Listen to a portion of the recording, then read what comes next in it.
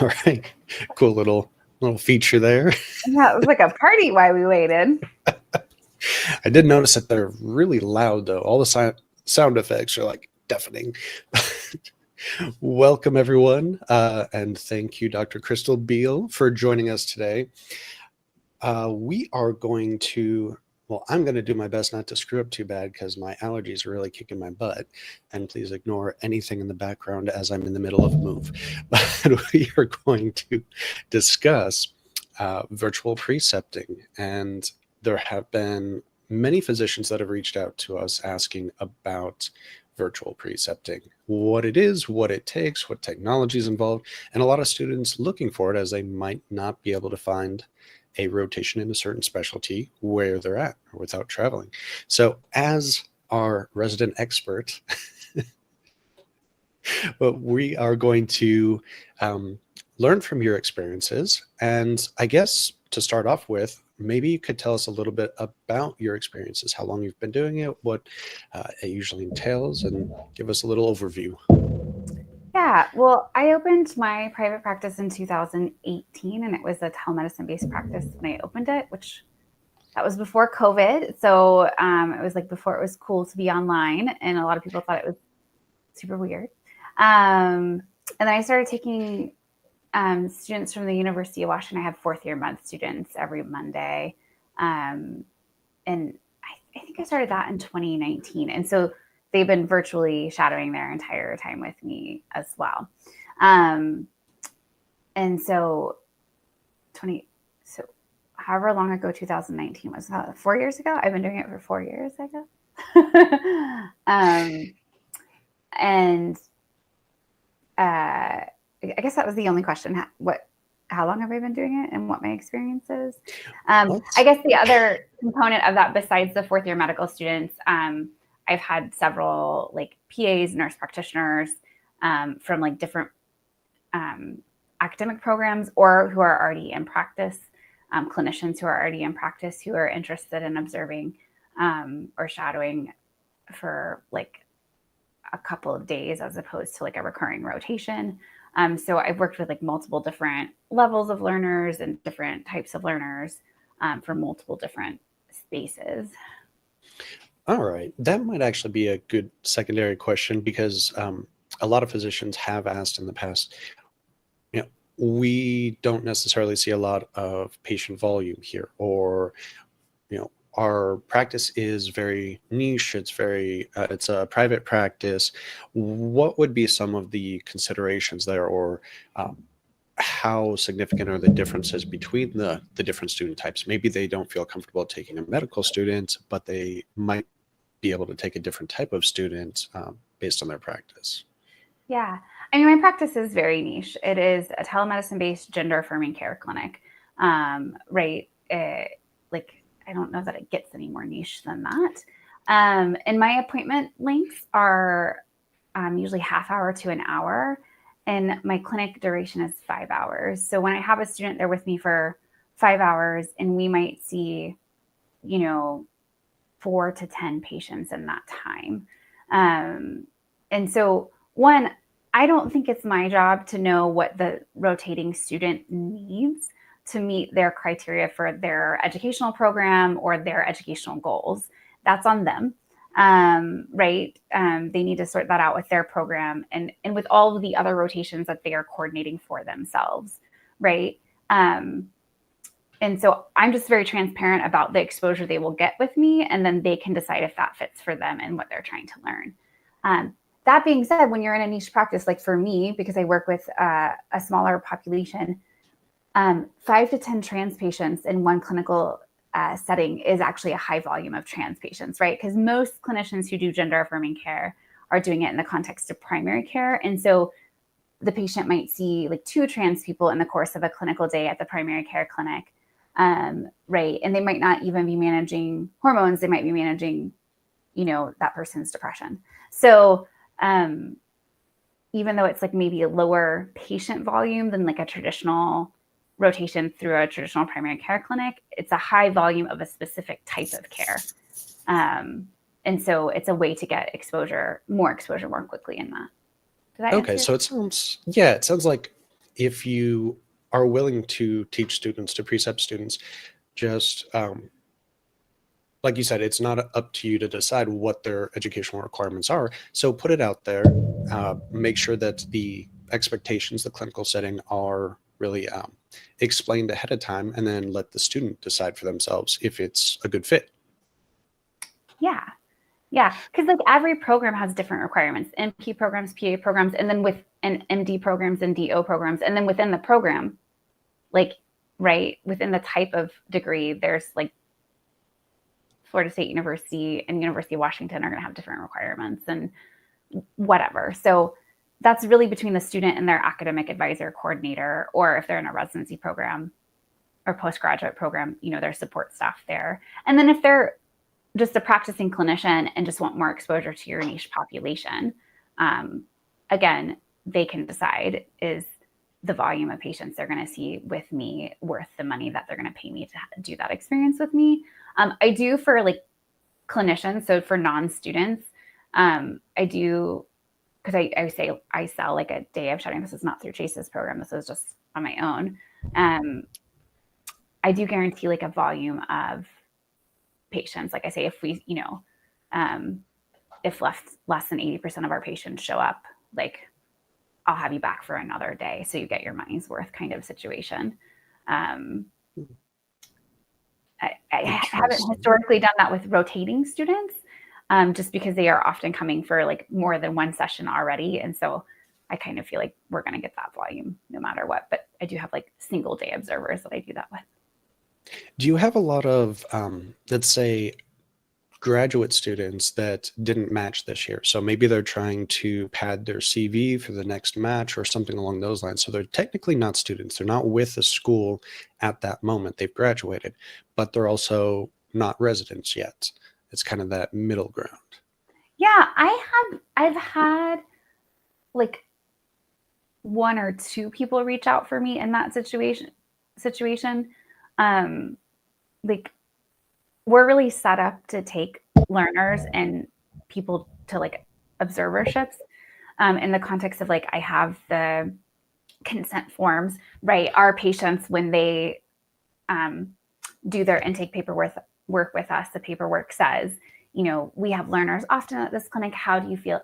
We will ask you at every individual encounter whether or not you want a learner today, but how do you feel about learners in general, right? And so it lets us make a note in the patient's chart, like always a no to learners, or like always a yes to learners, or like, sometimes. So one, it prepares my patients for the fact that there might be a learner in the experience with us. Two, it lets me know kind of what the patient's tolerance is for that. And then it kind of gets that consent going. And then we have all of the consent forms for the learners and observers as well, in the context of like confidentiality agreement, a HIPAA attestation. Those are the primary ones you have to have them sign. And then I also collect a copy of their latest HIPAA certificate, which has to be less than a year old. And I just keep that in a little file for each observer or learner or rotator we have, no matter what level of training they have, whether they're a student in between, school and residency, or they're a graduated clinician. Okay. I've seen some places that require a lot of paperwork. You need OSHA, HIPAA, all of these certifications. Some will only allow students that have had X amount of experience already. Maybe they need to have 2 clerkships done already, or some more in the hospital setting. Sometimes they require you to have maybe your USMLE Step 1 completed, but those seem to be very limiting restrictions. And I don't tend to see that as much in the more private practice or non-hospital settings. So it sounds like really HIPAA would be kind of the main one for students in situations close to your clinic, and of course the patient acceptance of having students that day. Yep.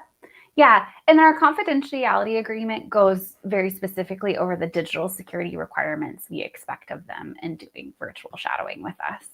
And so which is like, you have an unshared device that you're doing it on, that it has, a lock screen on it. And there's a few other things in there, right?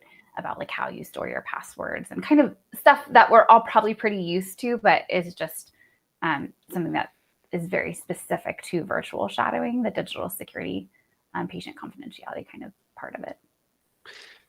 Okay. That's kind of the other part of it. I was wondering is a lot of physicians wonder what is needed, what kind of technology is needed, how are these things run? Are the students meeting the patients digitally, virtually? Are the physicians sort of meeting the patients and then doing a case study with the student afterwards? I've heard a wide variety of different scenarios and curious as to how it works with your practice. It really depends in part on the level of the learner, right? So as a teacher or preceptor, like I don't think of virtual shadowing or teaching as any different than any other kind of precepting or teaching. So if we were still in an in-person clinic, like my fourth year med students might only ever do observership learning with me. They might not ever see patients on their own, right? Depending on how much clinical practice exposure they've had prior to coming to my clinic. Am I their first rotation in fourth year, or am I their last rotation in fourth year, right? Similarly, like it's just where in the process of their learning are they? So if they have had some clinical experience, right? And more importantly for me, because again, I work with a niche population, if they have had exposure to the LGBTQ community and know how to navigate language in an affirming and inclusive way, I will definitely, everyone's first day is observership. When we're doing like more a rotation, like what you do where you're going to come back more than once, right? First day is observership. So you can watch me with patients and learn by watching and like learn more about what, how I interact and kind of what expectations I'll have of you. And then we'll check in after that first day. We'll talk together. I'll ask about their clinical experience and exposure. I'll ask about their experience and exposure working with the trans community. And if those two things are like enough that I feel comfortable, the next session, we'll look at, before we, get off the video chat, we'll look at the schedule for the next session we're going to have together. And I'll pick patients that are more accessible, right, for that student to work with. And what will always happen is at the start of the virtual visit with the patient, it'll just be me in the video chat room with the patient. I will ask for their consent to work with a student. This is true whether the student's observing or seeing the patient themselves.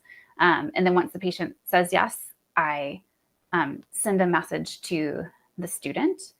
And then the student can join the room. And the student, if they're going to observe, they'll just observe. If they're going to see the patient on their own, I will actually, depending on the software we're working in, I'll either leave the room or I'll turn all of my like audio and sound off. Some software you can leave and it doesn't end the appointment, and some software you can't do that. So then I just turn my audio and sound off. And I give the student 15 minutes with the patient, and then they call me on my cell phone to present to me. And then we go back into the patient room together, the virtual patient room together, and both wrap up with the patient. And so like the nuts and bolts of this, I do this in a few different streaming, like telemedicine software tools. And so in our EHR, each patient video streaming link is a different link. And so, but multiple people can use that link to sign in. So what will happen is I will just, me and the patient will be in there. If the patient says yes, I'll have a student. In the message to the student, I send the link to the appointment, right, saying you can join. And we just do that via email. And so they know that they have to, be paying attention to their email. And if the patient says no, I'll send like a quick email that just says, you're free until X time. And then I've also done it in Zoom where like I have a room, like a personal room for me as the clinician, that all of the patients like get that link in and, they're sitting in the waiting room. And so I can also just give the student that link for my personal room, and they'll be in the waiting room. And if the patient says yes, I can let them in from the waiting room. And then before we see the next patient, I'll put them back in the waiting room. So it just kind of really depends based off of the software. Also, one of the other softwares I work in, Athena, allows student logins at no charge. So they will get their own Athena login, and then they can see all the telehealth links themselves and use those themselves. So again, I can just send a quick email saying the patient consented or didn't consent, and they can click the link to join if appropriate. That's some of the nuts and bolts. Do you have questions based off of that? I have some more details to give too, but it sounds like there is a lot of variation depending on what software you're using. There are a lot of options out there. Some are probably easier than others. And I apologize because I'm still getting the bad connection notification here, so I'm probably freezing up a lot. Hopefully it's not too distracting and you can hear me all right. I can hear you great. Okay. So there's a lot of variation there. And I know with yours, because you are doing telemedicine, you might have some more options as well, because I also know physicians that see the patients in person, but then have the students virtually. So I guess there are a lot of different ways to possibly set this up.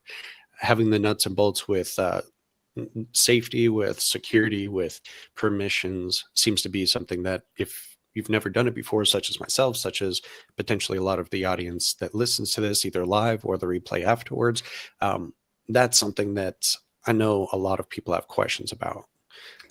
Yeah, I think the easiest thing to think about is if you have a HIPAA compliant video streaming software, whether it's in your EHR or you have HIPAA version of Zoom, that is the way that your shadowing student is gonna get to observe.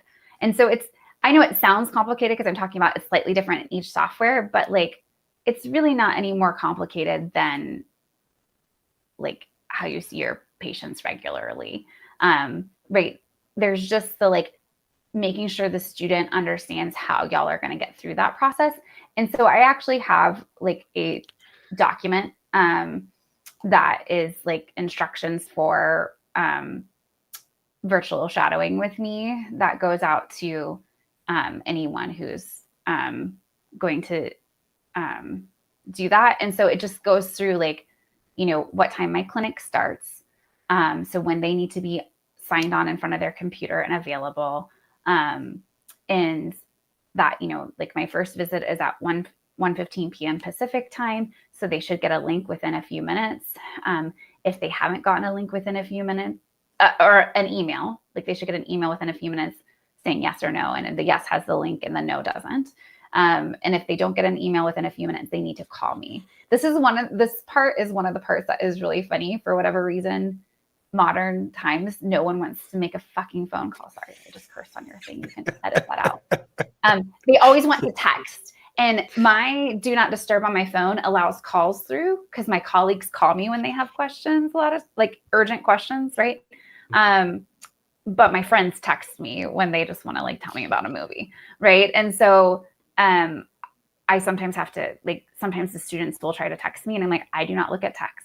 And it says it in my template. I do not look at text while I'm working with patients. And so if you text me instead of calling me, I will not respond. And so I'm just very clear about what they do in that process. I'm trying to find that document for you, but I closed all my tabs to try to get the streaming to work better, just so I can show it to you.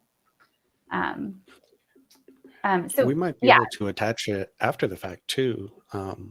If you have something that is shareable, so those that are watching this now or later, maybe we can add a link into the video notes, and then they can click on it and see what exactly this document states.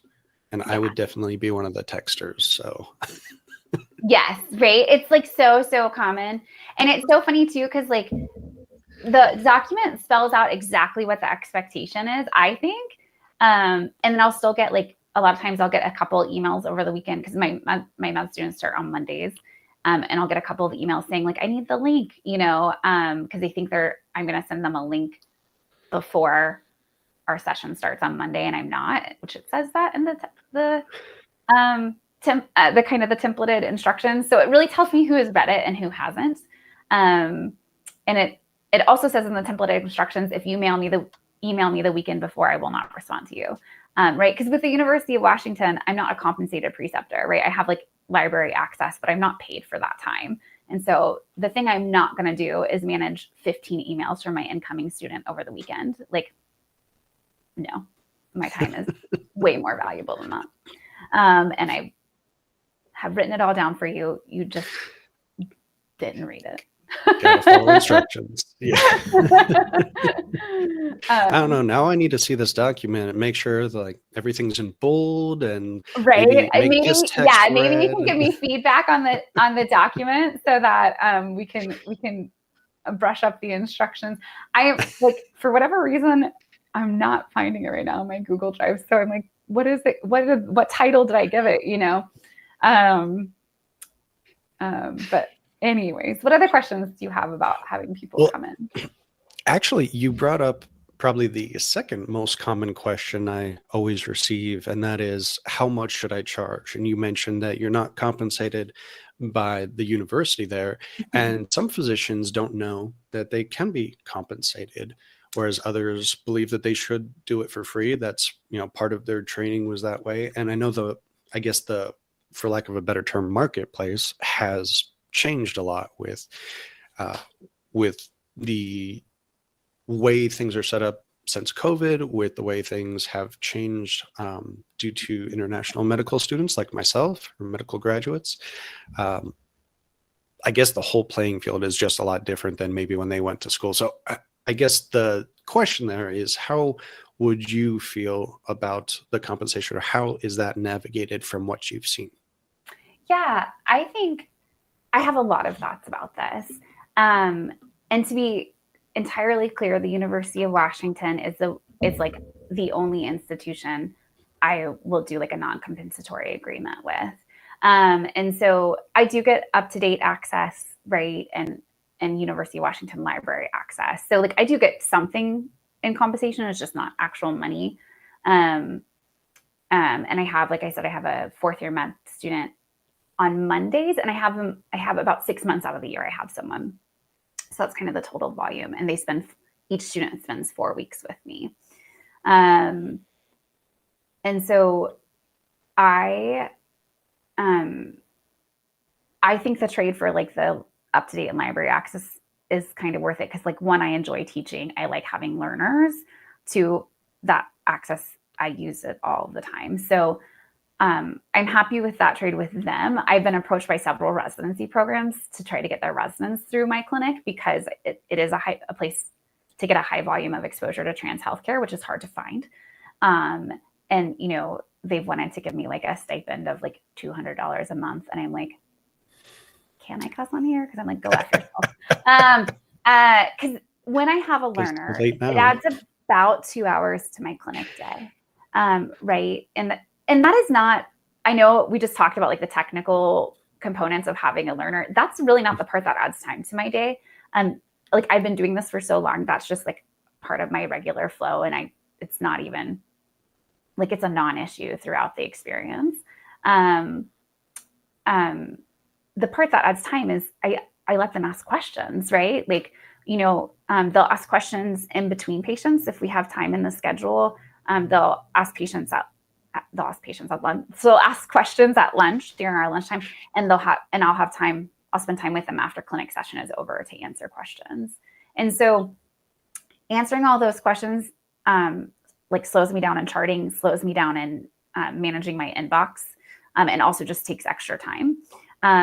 Additionally, like if the student's far enough along and they're learning that they're seeing my patients, their documentation skills vary like by degree. And so like I do have to, they're expected to document their visit, but then I have to go back in and review their documentation, add any appropriate or change any documentation that's necessary, and then put my attestation in that, I was there.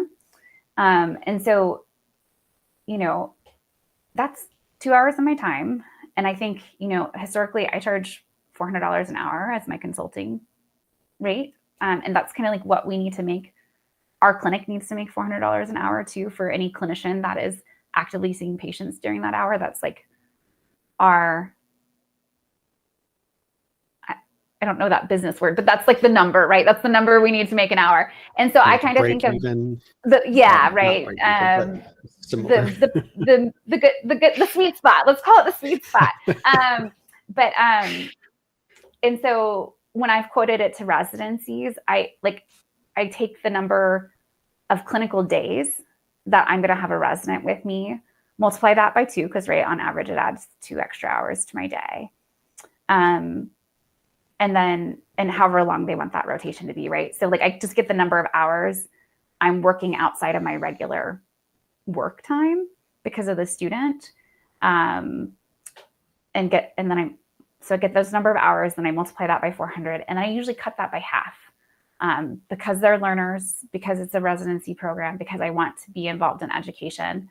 I'm not going to charge them the same consulting fee I charge, Google or whatever. But I'm still charging them for my time because my time is really valuable. And it was really interesting because when I was trying to figure out how I would price this, I put it on a doctor Facebook group, like how much would you charge for this? And like some people were really offended that I would even charge for taking students or residents. And then other people were like, I get a stipend from the program I work with, and those stipends range anywhere from like, $150 a month, or like library access like I have, to like, I think like $1,500 a month. And, my thought process is healthcare systems make a lot of money off of residents. They get to bill at the same rate as a physician and pay them like a quarter of what they pay their physician staff. Right. And they're funded through Medicare dollars. And I can, like, most healthcare systems are nonprofits, and I can see what the major administrators are making because they have to file their tax return. And so the like piddly $2,000 a month I asked you for, when your CEO is making 17 million and you tell me you can't pay it to me, I just don't feel bad about that, because the reality is I was going to charge less. I thought about charging like just like asking for $1,000 a month. And one of my partners was like, if you're not spending that 2 hours with me, like it needs to actually be making our family some money. And I was like, that is a very valid ask of my family. And so I will say, like, most people think that's too high in the context of like, I haven't had a lot of residencies interested in that, but it feels like a minimum for me for my time, if that's what my family has also put into the request. So I think, to be clear, I think you can charge like a huge range. Like you could do it for free if you have the time and resources and you really love teaching. I think that's an amazing opportunity. Historically, medicine was taught through mentorship and apprenticeship. That's not where we are now. I have $350,000 worth of student loan debt. So like, I don't work for free because I was not educated for free. Many people gave a lot of their time and energy to mentor me. And some of those people might not have been compensated. They might have been clinical preceptors who were, not getting a stipend or getting a really crappy stipend, and bless their hearts. I'm really grateful for that. But like, I don't feel like I owe the system that. The students I am willing to like decrease my rate for, or potentially like do something like uncompensated, are marginalized people from my own community. So like I will work with trans learners for like a much different rate than I'll work with everyone else, right? Because that's where like I'm interested in giving them my time more freely. Okay. So I think everyone has to decide what rate works for you based off your personal situation and your values and your goals. And think about, are there people you would be willing to make exceptions for? And what do those people look like? Fair. I think it makes sense to also consider what your specialty is, what your type of practice is, how much hands-on experience are the learners going to receive. These are all things that can play a part in any type of compensation number. Are they going to shadow you for a day? Then it makes sense that might be free. If they're going to be with you for an entire week or an entire month during your open to close, then it makes more sense to maybe charge for that. I could understand charging residencies more. They do have money, whereas students, if they're paying for it themselves, if the school is not chipping in for this elective rotation, then might be a little cheaper. Or if they're a nursing student versus MD student versus NPPA student, there could be variations there too. So it does help to kind of consider these things for your particular practice, as you said. Oh, there's one other I heard that was very interesting. They were against keeping money for themselves, but they also wanted to make sure that their time felt valued. So they set up their charity of choice to receive the money instead of Yep. them personally. So it's just it's interesting how everyone feels very differently about it and approaches it. Yeah. And some of the things you said like are so true of my experience. So when I have like trans students interested in learning with me, what I offer them is a day of observership for free. Right. Whereas like if you buy that from me, so like practicing clinicians buy that from me frequently, that has, I think it's like maybe set at like $3.99 or something like that, for the day. And I learned with Dr. Frances Grumstead. She's a pediatric OBGYN out of Boston Children's, who has done a lot with the intersex and patients who have a difference in sex development diagnosis. And so I wanted to learn more about working with like misdiagnoses in adult patients, which is like very hard to get training on. Like most intersex conferences talk about infancy and adolescence when we catch most of them. And so she did like 4 or 5 1-hour sessions with me. And she had me donate to an education fund, not pay her directly. And so I think I guess what I would say is there's no right or wrong answer in all of these things that I've said and Chase that are very appropriate, like in choosing what that price point is. And for me, when I'm structuring the rotation, is the person's like through the University of Washington, I have them 1 day a week because they're with other clinicians the other days, versus if they come to me through Chase's program, they might want to be with me for a whole month, or they might want to be with me for a whole, 2 or 3 weeks or whatever. And they might want to be with me every day. And so that looks really different. I also have like a little curriculum that I have built. So it's like, if we have downtime, if patients say no, if no one's scheduled, or, I only work, 3 clinical days. And so if you're coming to me for a week-long rotation, 1, you need to know that in advance. And 2, here's all of the reading and that's appropriate in my field. And you can do that during some of this time. So you have kind of the expectations already set up in the document you send. You have some learning objectives for when there's downtime. Sounds like you definitely have a lot prepared for it, and everything's very clear what to expect, when to expect it. Oh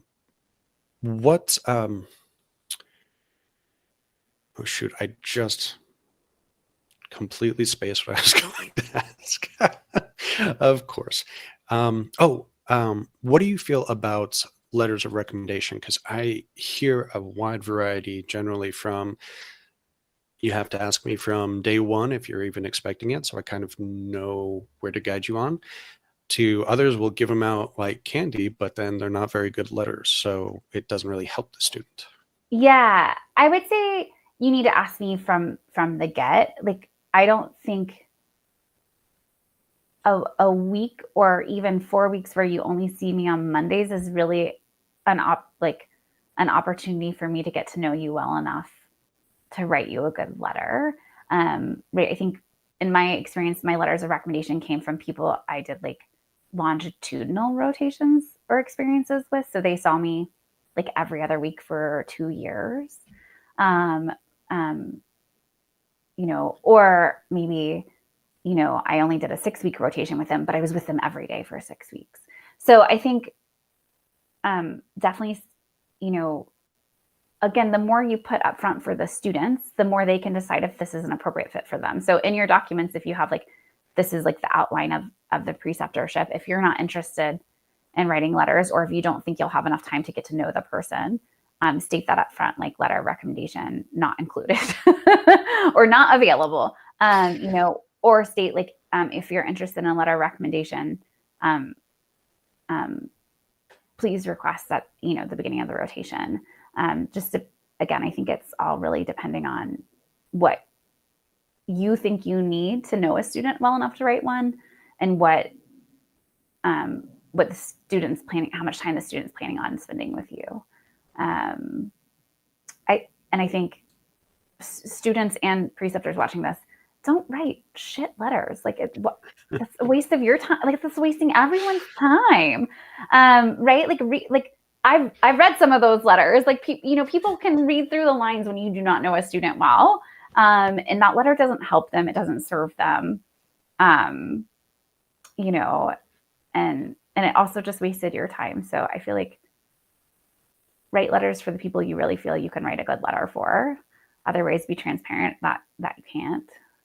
I have declined the ask, like face to face with someone, and it is a little uncomfortable to say like, I can't write this letter for you. But what I say is like, unfortunately, I just don't feel like I know you well enough to write a letter that's going to help you achieve your goals, and I really want to make sure that's what you get. That is a contentious topic because sometimes it's hard to say no. Some people don't want to tell the student no. But yeah, if it's going to be a crap letter, then probably don't do it. Or what I hear from a lot of students is that the preceptor asks them to write the letter and then they sign off on it if they don't completely disagree with it. So that can vary quite a bit too, especially as the student doesn't really know what to write, what's to be expected from a residency program, for example. Right. Yeah, I think it's really just like, it's easier to say no if you already have it in the paperwork, right? If you don't want to have to like deal with the confrontation, you can say like, letters not included. And then if someone asks you, you could just like, point to it. Yeah, we just don't do that. And then it's right. And then it's easy for you. If someone who asks, you do think you can write the letter, you can say, I don't usually, but I'll make an exception for you. Right. Sure. So. Right. And other places I know that, because especially if you're an international medical student or graduate, that's something that they almost always ask about. Every student that I've spoken to asks about that. And I did come to find out a lot of these programs, these rotations that they will pay to go to, they pretty much guarantee that they will receive a letter. Of course, then you're getting that stock letter that's not going to help you. So I try to warn students about a place that guarantees a letter. But sometimes having sometimes kind of like research, they'd rather have some stock template than nothing at all. And Right. that sometimes it just comes down to kind of weighing the pros and cons. Yeah, understandable. I do think I think Chase's advice is really good. If someone's guaranteeing you a letter, you're not getting a good letter. And so just keep that in mind. And then I suppose this probably doesn't, actually, I don't know if it would play a part in your practice as much. If, for example, a student was trying to do a surgical rotation, that preceptor needs to have an affiliation with the hospital for any procedures. Mm-hmm. I'm not actually aware of any virtual surgery rotation, so I don't know if that's even a possibility. But is that something that that students have asked about? Are there procedures that can be done through a virtual rotation, or is that just way beyond just a HIPAA compliance issue? I've never had that question come up, and so this is just one person's opinion on that. I don't think procedural medicine translates to virtual medicine well. Like I think you could just watch YouTube videos of people doing the procedure and get like basically the same experience for free. I think what is so important about procedural medicine and surgical medicine as a student learner is one, like actually being in the room with the kind of the smells and the gore and the like quote unquote ickier parts of medicine. Cause like you need to know, is that going to turn your stomach? Are you going to pass out? Is that a thing that you feel like okay trying to proceed with in your career, right? Like I can't do eyeballs. My optometry or ophthalmology rotation was the only time I like almost passed out in medicine. They flipped that person's eyelid up and I was like, I'm out. I'm done. Not for me. You didn't Right. like as a kid when people like poke their eyeballs? No. Mm-mm. Mm-mm. Not like, but it's the only thing that kind of squishes me out. Like, um, Pseudomonas You don't mind the blood and infections, gore. C. diff infections, like, yeah, all that kind of stuff I could handle, right? But that I couldn't. And that's not necessarily something I would have known just watching that on video, right? There is something about that three-dimensional being present in the room, smelling the odors, like that's a really important part of your training. Because like if those are things you can't tolerate, there's still a lot of options in medicine for you, right? There are a lot of fields that aren't procedural. And there are some procedures that might fit really well for you and other procedures that might not, right? Like in residency, I couldn't inject a joint to save my life. Like, we certainly didn't want me to try without an ultrasound. And even with an ultrasound, I wasn't like super keen on the process. But like, if someone needed a pelvic exam, a colposcopy, or an intrauterine device replaced or removed, like I did them all. And like, I was considered like one of the better residents at it. And so like you develop different skills and different strengths and based on part your interests, part on like your natural dexterity and things like that. And so I think that just doesn't translate to virtual medicine. You also don't learn how to use your hands. Like you don't learn the dexterity you need through virtual medicine. That is important in procedural medicine. Like, how do I hold the needle driver? How do I make a square knot? How am I rotating my wrist? Like, I think there are ways like someone could make it slightly better. Like you could have some models and you could have some of the implements and tools and you could practice along while you're watching, but that still doesn't get you that like in-person interaction, the smells, like, and stuff like that. So I wouldn't think it would be worth it, I guess. Fair enough. I could picture maybe in the future everyone's at home with their mini Da Vinci surgery machine and like doing a virtual surgery on the computer. But at the moment, we don't have the technology, or we do, and it's too expensive. And Yeah. if you are, I guess, especially if you're thinking about that as a specialty, correct, it would not give you the necessary experience for it. If it's just a mandatory rotation, maybe there's a little more leniency there, something you don't want to do, or at least at that point you really strongly don't think you're going to go into that specialty. It's a core rotation that's required by your school, maybe a little more, but I still don't. I'm not aware of too many situations where preceptors allow that. Either they have concerns themselves with HIPAA, with privacy, or even the hospital might have its own security precautions on top of that would prevent them from bringing in a camera or some sort of recording device for the student to see. Yeah. Yeah. I mean, I know robotic surgery is advancing pretty rapidly. And I know even when I was in training, which was now like 10 years ago now, they were starting to have remote surgery through robotic surgery. But yeah, it's like a $600,000 robot. So. I imagine we can do with to the everyday student learner. They have flight simulators, right? We should be able to get a joystick at home. That way. Yeah. Other questions? Yeah, I mean, I need to stop hitting this. I'm hitting the microphone. So we've really covered some of the technologies involved that can be very different depending on your EHR, EMR, or if you have the ability to just use something similar to Zoom. Documentation requirements such as HIPAA, if you have any other, for most in-person rotations that I've experienced, they want vaccine records, they want drug screening, background checks. I guess, for virtual, especially vaccine records don't really matter. I don't know if the others would or not, but you're not interacting with patients. So Yeah. So a lot of times if they're coming to you through a school, they probably already done them for the school. So like if you want, um, you know, like I just rely on the fact that the University of Washington, right, for the largest volume of my students comes through them. So I rely on the fact that they've already done that work. And every person learning with me does a day of observership before they interact with the patient without me there. And so I have some sense of like their skills and their personality and stuff already. And then in the context of having learners from outside the University of Washington system, again, some of them come from schools or training programs. So like you can already ask what was required of them at the school, right? Like my medical school required a drug screen and a background check and stuff like that.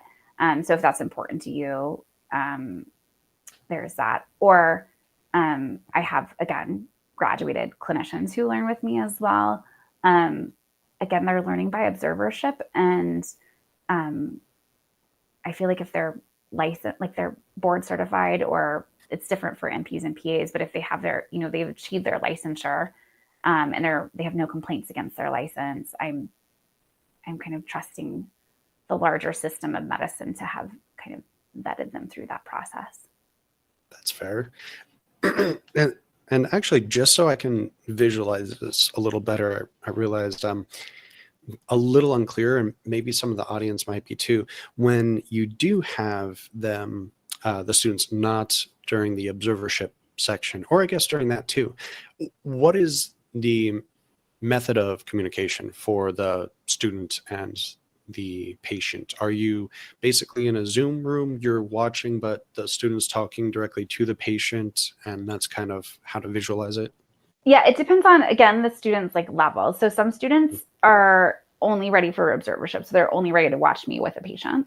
Some students are ready to try engaging with a patient, but do still need me there in the video telehealth room to support them, like when if they get nervous or forget what to ask or just run out of the things to ask, right? They kind of need me there as backup. And then some learners are ready to spend one-on-one time alone with patients and report back to me about it.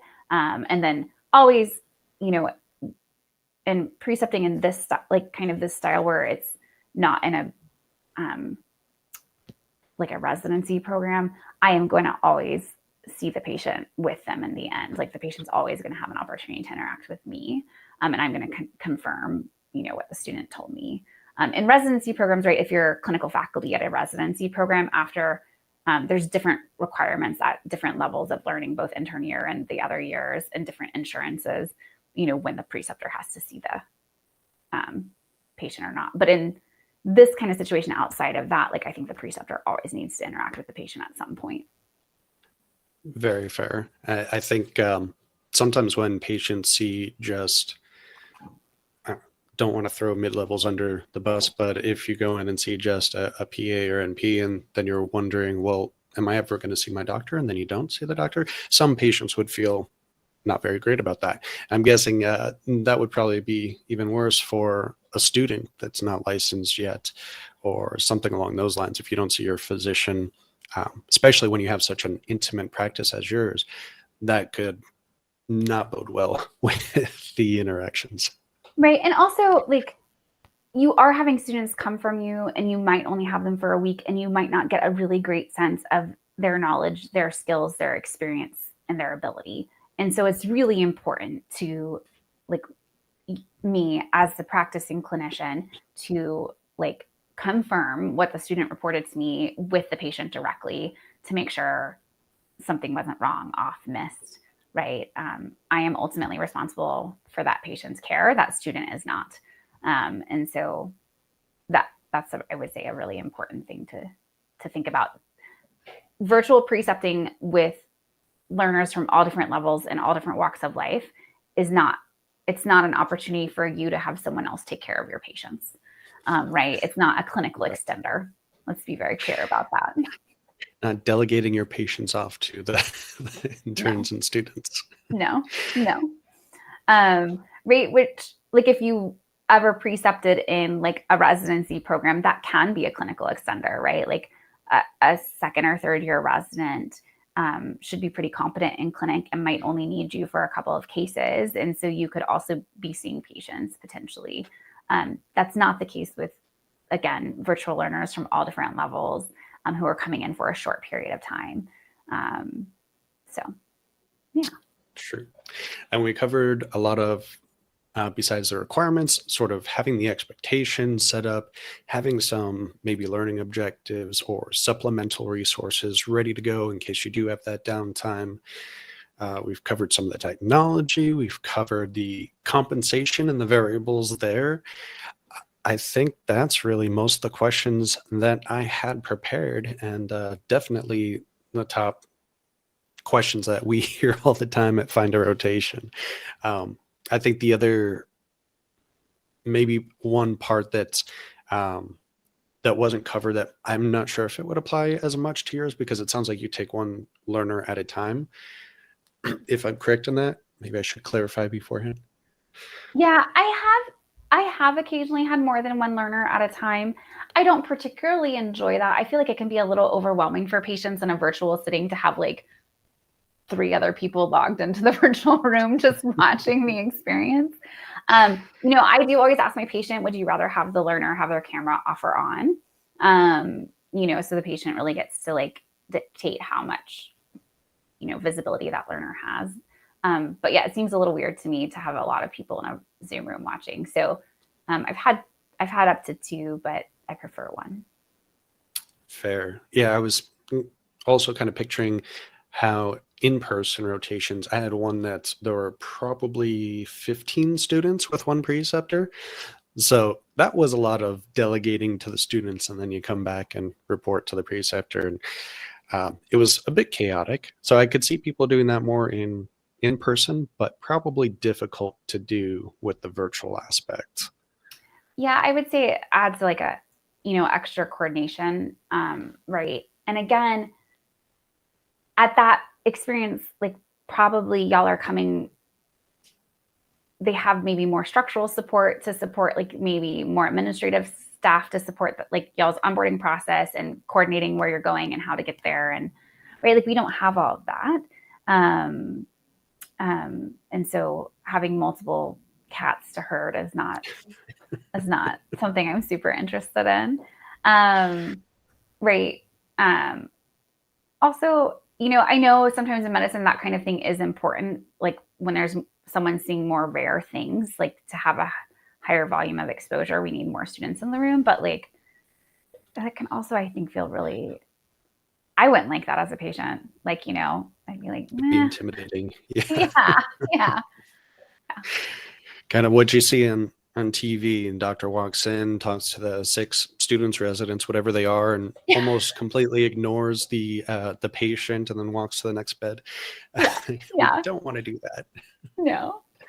Uh, Yeah, I think are like just there, the kind of ending point for, I know we're getting ready to wrap up, but I just think like virtual precepting, like it's really just like in-person precepting, it can be like very flexible and modifiable to do what works for you and the student.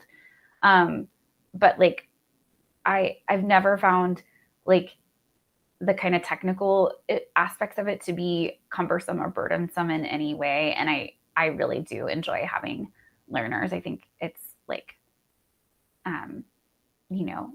keeps me fresh and maybe a little less cynical and bitter. I like to think that, I'm helping contribute to like making the world a better place for my community as a whole. Cause the more people who learn about it and training, the better it's going to be for my whole community. right. So, And you can learn a lot from the students too. I'm always learning new stuff from the younger generation, things I would not have known if it weren't for some sort of, teaching opportunity or something like that. Goes back and forth. And yeah, that is definitely all the questions I had. Do you have any other things you'd like to share, or where watchers of this now or later might be able to find out more about you, what you do, ways to participate? Oh yeah. Well, I have a rotation up on Chase's platform. And then I do a lot of provider training and education, very specific to trans healthcare, because that's my area of specialty. And so I do that through queercme.com. And so that's a great place to find me, track me down, get a hold of me if you want to learn more about gender affirming healthcare, or taking care of trans and gender diverse patients. You can find me there. Yeah. All right. And for the audience that is watching this as a replay later on, we'll add some of those notes and maybe find that document for them so they can have a template, but we don't need to do it right now. That's all I had. And my allergies and allergy medicine is making me extremely tired. So I'm not able to think clearly. Otherwise, I'd have some more questions probably. Well, I wish you the best of luck with your allergies and your move and your upcoming residency. And I look forward to hearing how your story goes. Thank you so much. And I'm really happy that you could take some time from your very busy schedule. I know it's incredibly busy and hard to find some downtime for this. So we really appreciate you coming on and speaking to the audience, and best of luck in your upcoming rotations and other activities. All right. Bye. Bye.